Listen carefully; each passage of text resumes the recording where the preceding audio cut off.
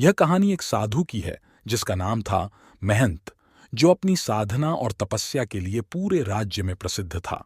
उसने जीवन भर संसार के मोह माया और वासना से खुद को दूर रखा था। उसे अपने तप और संयम पर गर्व था और लोग उसकी सच्चाई और पवित्रता की मिसाल देते थे। एक दिन पास के राज्य की एक सुंदर और बुद्धिमान रानी उस जंगल से गुजर रही थी। उसकी सुंदरता अद्वितीय थी और उसकी विनम्रता और बुद्धिमत्ता की चर्चा दूर दूर तक फैली हुई थी। जब साधु की नजर उस रानी पर पड़ी तो वह अनायास ही उसकी सुंदरता से मोहित हो गया।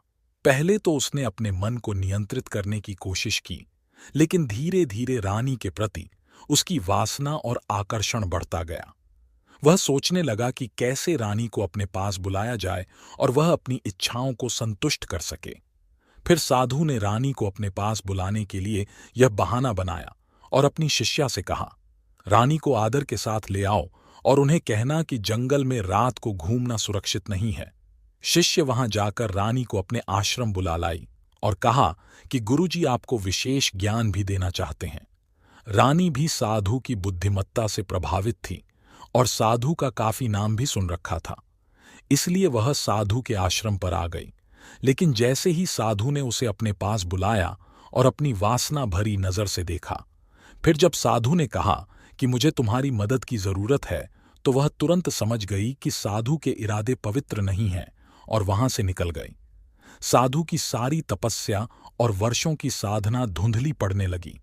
वह रातों को सो नहीं पाता। ध्यान में भी उसका मन भटकने लगा।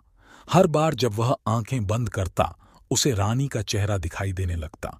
साधु ने अपने मन में संघर्ष किया, लेकिन वह अपनी वासना से मुक्त नहीं हो पा रहा था। फिर उसने इसका एक रास्ता निकाला और उस राज्य के राजा के पास चला गया। फिर उससे वचन मांग लिया कि वह जो मांगेगा उसे जरूर देंगे। राजा ने वचन दे दिया। फिर उसने राजा से कहा कि मैं तुम्हारी रानी की तरफ आसक्त हो गया हूं, तो तुम अपनी रानी को मेरे पास कुछ समय के लिए भेज दो। राजा को बहुत गुस्सा आया, पर उसने वचन भी दे दिया था। राजा एक पत्नी व्रत था।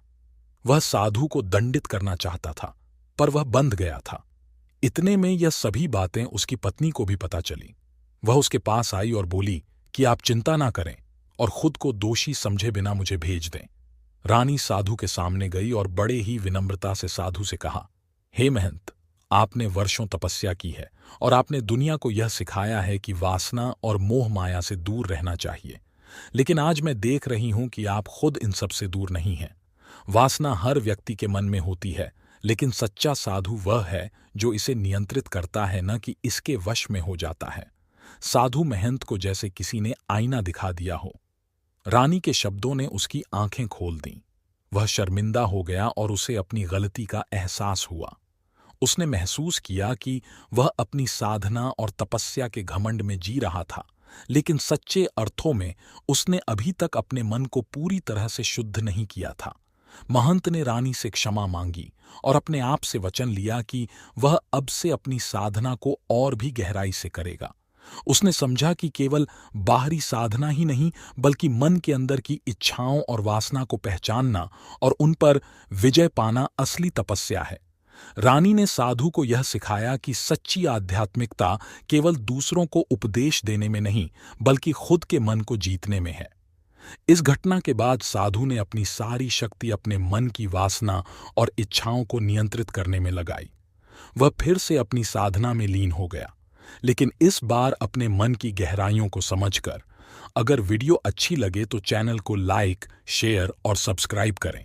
फिर मिलेंगे किसी ऐसे ही वीडियो के साथ।